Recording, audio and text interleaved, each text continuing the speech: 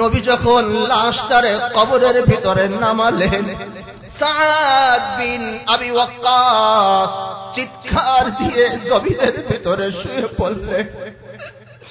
সাদ বলে, ওগো নবীজি,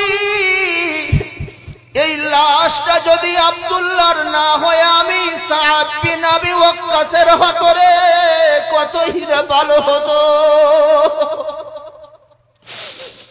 কাজে আর গোড়ায়, ওরে আব্দুল্লাহ, তোমার কপালটার কত ভালো,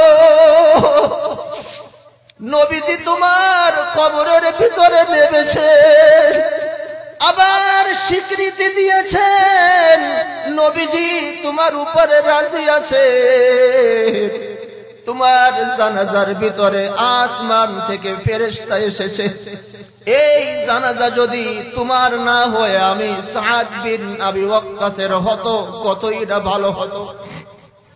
নবীজি এবার কবরের মাটির উপরে ভর দিয়ে আসমানের দিকে তাকিয়ে যখন কবর থেকে উঠতেছিলেন, নবীজির চোখে পানি, মুস্কি একটা হাসি দিলেন, হাসি দিয়ে আবার লজ্জায় মাথা নত করে কবর থেকে উঠে গেলেন।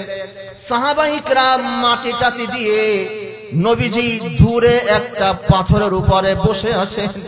কিছু সাহাবায়ে কিরাম নবীজির আশপাশে গিয়ে বললেন, ওগো নবীজি, যখন কবর থেকে উঠতেছিলেন আপনার চোখের ভিতরে পানি ছিল, কিন্তু চোখ যখন আসমানে গেল আপনি মুস্কি হাসিটা কেন দিলেন?